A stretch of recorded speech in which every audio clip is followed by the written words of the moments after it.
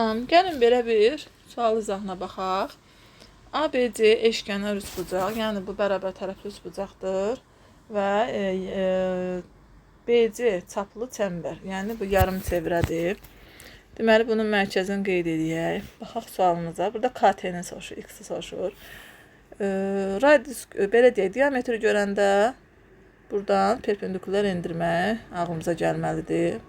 Yəni, diametrə söykənən bucaq 90 dərəcəyə bərabər olur.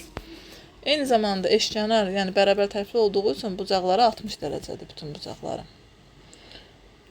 Və 60 dərəcə olduğunda, məsələn, bura bir hərf deyək, hipotenuza. Bura 2K desəm, bura 90, 60, bura 30 olacaq.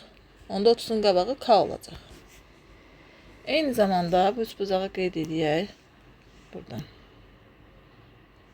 Deməli, baxırıq T, B, C üçbucağına. Bu üçbucağa baxıram və nisbət götürəcəyik buradan. Nisbətə baxaq.